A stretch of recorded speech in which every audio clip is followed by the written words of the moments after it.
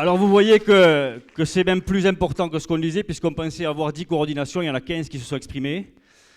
Donc ces mouvements existent, ces mouvements naissent, ces mouvements se multiplient, et il y a un mot qui me semble être le maître mot, c'est ensemble.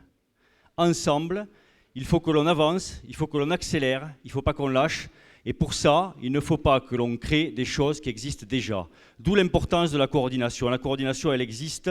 Eric en a parlé, c'est le Google Group qui permet à tout le monde, aux coordinations, à la globale majorité actuellement, de se parler, de se coordonner, d'avoir les documents. D'autres documents existent dans d'autres coordinations. Il faut qu'on mette tout ça ensemble. Il ne faut pas qu'on perde de temps en opposition stérile ou en guérilla. Maintenant, on n'a plus le temps. Cette loi va nous tuer. Cette loi est un changement total du paradigme du soin. C'est le changement total de l'essence de nos métiers.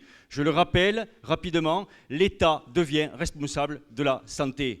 Avant, l'État était responsable de l'évaluation des questions de santé. Ça change tout. Ça change tout. L'État met la main sur nos vies, sur nos avenirs, sur nos pratiques, sur nos prescriptions. On ne peut pas accepter cela. Alors, il y a plusieurs choses. Il y a d'abord le bruit de fond. Le bruit de fond, c'est important, c'est fondamental. Ça veut dire quoi? Ça veut dire que s'il y a 15 coordinations, qu'il y en a 20, qu'il y en a 30, qu'il y en a 50 demain, chacune doit faire une action, chacune à son tour, et c'est pour ça que c'est important que ce soit coordonné. Ces actions, elles ne doivent certes pas cesser pendant les vacances. Elles doivent exister jusqu'au vote de la loi. Elles doivent être en permanence parce que il y a plusieurs choses. Un, on en a parlé, le médecin est individualiste. Alors nous tous, syndicalistes ou mouvements associatifs, bien sûr on est bercés là-dedans, et bien sûr on a une vision qui est globalement biaisée parce qu'on connaît la loi. Mais le médecin de base, tout seul dans son coin, lui, il n'est pas habitué à agir. Et il a besoin de se faire un costume d'acteur. Et ce costume, ce n'est pas du prêt-à-porter, c'est du sur-mesure. Et le sur-mesure, c'est la coordination. Ça, c'est la première chose, c'est pour ça qu'une coordination est importante. La deuxième chose, pourquoi une coordination est importante, c'est qu'elle permet à l'État de chiffrer le poids d'une action globale ensuite. Et quand il voit des actions comme à Roanne, où quasi 100% des cabinets sont fermés, quand il voit des actions comme dans l'Ain, où au maximum vous avez 60-65% de cabinets fermés, il fait une péréquation, l'État. Et il se dit, mais si jamais ils agissent tous ensemble, ces cons-là, ils vont le faire. Ils vont tous fermer. Et il commence à flipper. Donc ça, c'est très, très important et fondamental. Et bien évidemment, si l'on coordonne tout le monde, le but ultime est qu'on projette tous ces mouvements-là en un seul et même mouvement. Alors il y a des menaces, le déconventionnement, ça en sera un, mais encore une fois on l'a dit, ça en sera un si la loi passe, si les choses sont votées. Nous, ce qu'on veut, et là je parle au titre de l'UFML, c'est que cette loi ne passe pas. C'est que cette loi soit retirée et que l'on mette tout en œuvre pour qu'elle soit retirée.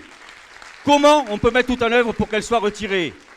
Il n'y a qu'une seule chose possible, en tout cas moi j'en vois qu'une aujourd'hui, effectivement, c'est la menace d'une crise sanitaire majeure. Et pourquoi on prendrait ce risque? Pourquoi on prendrait ce risque global et total? Parce que cette loi ne nous fera pas de cadeaux et qu'elle n'en fera pas à nos patients.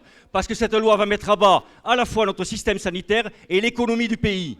Je vous rappelle que cette loi définit un droit à la santé et que les conséquences économiques n'ont pas été chiffrées. Et je vous rappelle qu'elle crée une indemnisation des conséquences de la maladie et que cette chose-là n'a pas été chiffrée non plus. Et que cette loi va donc faire non seulement mettre le système sanitaire à bas, mais faire exploser le chômage. Nous n'avons pas le droit, nous médecins, qui sommes en garde du dogme de la santé, nous n'avons pas le droit de laisser passer cette menace. Et donc, nous ne devons pas reculer. Cette crise sanitaire doit être expliquée.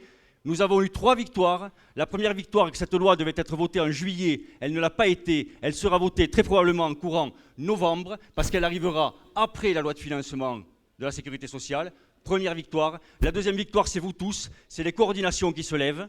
Parce que ça, il y a quelques mois, ça n'existait pas et ça fout une trouille bleue aux politiques. Et la troisième victoire, c'est les patients qui commencent à comprendre l'impact de cette loi grâce au travail qui est fait à la fois par les syndicats, par le monde associatif, par les coordinations et par chaque médecin dans leur cabinet. Je vous rappelle un sondage qui est sorti il y a quelques semaines qui montre que les patients voient le tiers payant comme le cinquième point important, donc c'est un point mineur pour eux. On a complètement retourné l'opinion publique qui, il y a quelques mois, voyait cela à 95% comme quelque chose de bénéfique.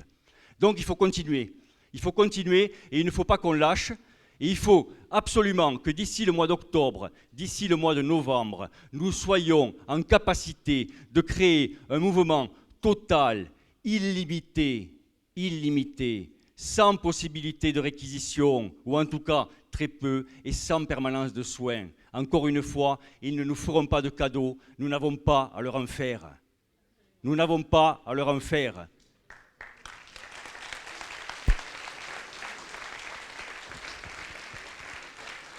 Si cette loi passe, et nous devons vraiment être conscients de cela, si cette loi passe, ça n'est fini de nos exercices. Ça n'est fini de la médecine à la française.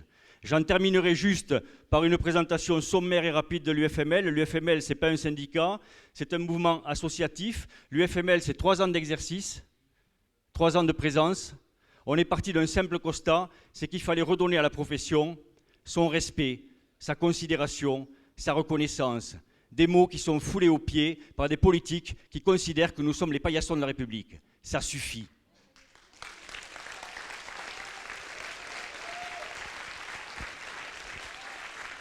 L'UFML, c'est, vous le savez, 2 pages Facebook, c'est des milliers et des milliers de posts, c'est plus de 200 communiqués de presse en 3 ans, c'est plus de 1200 pages et 1200 articles sur le site internet, ce qui nous a permis globalement quand même d'influer les choses, et ce qui nous a permis, et malheureusement on ne s'est pas trompé, je dis malheureusement, parce que ça nous a permis de prévoir et d'annoncer ce qu'allait être cette loi bien avant que la loi soit votée, parce que nous avions vu les relations qu'il pouvait y avoir entre le rapport Cordier, l'avenant 8 et le contrat d'accès aux soins, l'accord national interprofessionnel, les réseaux de soins, et pour finir bien évidemment la loi de santé. Toutes ces choses-là sont liées. On a amené votre tête sur le billot progressivement. Nous sommes aujourd'hui à genoux, la tête est posée, et nous n'avons qu'un geste à faire maintenant, c'est nous relever et être fiers pour montrer aux politiques que plus jamais nous n'accepterons qu'ils aient la main posée sur nos vies, sur nos avenirs et sur celui de nos enfants, et qu'un médecin, ça doit se lever, ça n'a pas vocation à obéir, qu'on est médecin et qu'on est debout. Merci.